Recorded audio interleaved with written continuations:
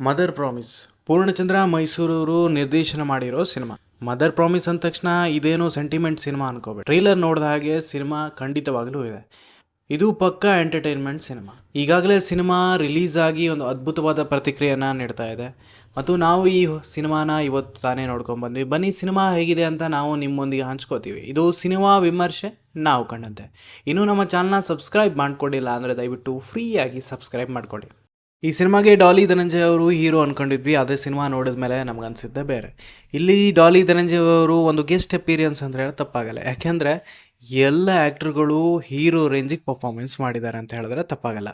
ಪ್ರತಿಯೊಂದು ಪಾತ್ರಕ್ಕೂ ಅದರದ್ದು ಆದಂಥ ಒಂದು ವೆಯ್ಟೇಜ್ ಇತ್ತು ಮತ್ತು ಅವರ ಪರ್ಫಾರ್ಮೆನ್ಸ್ಗಳು ನಮ್ಮನ್ನು ನಗಿಸ್ತಿದ್ವು.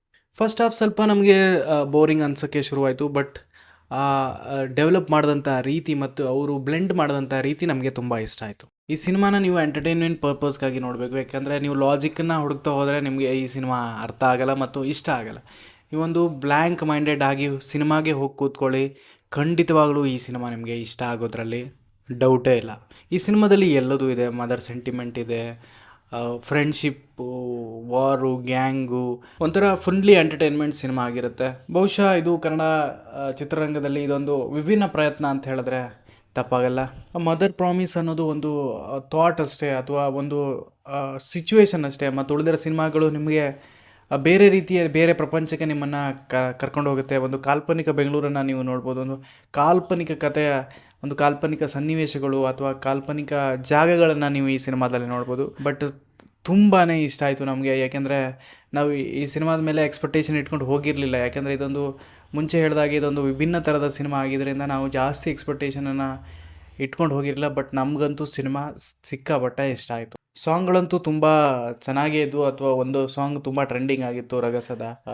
ತುಂಬಾ ಚೆನ್ನಾಗಿತ್ತು ಸಾಂಗ್ಸ್ ಕೂಡ. ನಮಗೆ ಕೆಲವೊಂದು ಲೂಪಲ್ಲಿ ಕೆಲವೊಂದು ಸಾಲುಗಳು ಕೇಳಿಸ್ತಾ ಇದ್ದೋ ಥಿಯೇಟ್ರಿಂದ ಆಚೆ ಬಂದ ಮೇಲೂ ಕೂಡ. ನೆಗೆಟಿವ್ ಅಂತ ಈ ಸಿನಿಮಾದಲ್ಲಿ ಏನೂ ಇಲ್ಲ. ಫಸ್ಟ್ ಹಾಫ್ ಸ್ವಲ್ಪ ಲ್ಯಾಗ್ ಆಯಿತು ಬಿಟ್ಟರೆ. ಮತ್ತು ನೀವು ಲಾಜಿಕ್ ಇಲ್ಲ ಅನ್ನೋ ಹೇಳೋರಿಗೆ ಈ ಸಿನಿಮಾದಲ್ಲಿ ಸ್ವಲ್ಪ ಲಾಜಿಕ್ ಮಿಸ್ಸಿಂಗ್ ಇದ್ದರೂ ಕೂಡ. ಬಟ್ ಅದನ್ನೆಲ್ಲ ಪಕ್ಕಕ್ಕಿಟ್ಟರೆ ಇದೊಂದು ಅದ್ಭುತವಾದಂಥ ಸಿನಿಮಾ, ಎಂಟರ್ಟೈನ್ಮೆಂಟ್ ಸಿನಿಮಾ. ದಯವಿಟ್ಟು ಈ ಸಿನಿಮಾನ ಥಿಯೇಟ್ರಲ್ಲೇ ಹೋಗಿ ನೋಡಿ. ನಿಮಗೆ ಆ ಫ್ಲೇವರ್, ಈ ಹೊಸತನದ ಫ್ಲೇವರ್ ನಿಮಗೆ ಥಿಯೇಟ್ರಲ್ಲೇ ನೀವು ಎಂಜಾಯ್ ಮಾಡಬೇಕು. ಇದು ಇವತ್ತಿನ ವಿಶೇಷ. ಸಿಗೋಣ ಮುಂದಿನ ವಿಡಿಯೋದಲ್ಲಿ. ಅಲ್ಲಿವರೆಗೂ ನೋಡ್ತಾ ಇರಿ ಬಂಟಿ ಅಡ್ಡ. ಮಾಹಿತಿ ಮತ್ತು ಮನೋರಂಜನೆಗಾಗಿ ಬಂಟಿ ಅಡ್ಡ ಯಾವಾಗಲೂ ತಯಾರಿರುತ್ತೆ.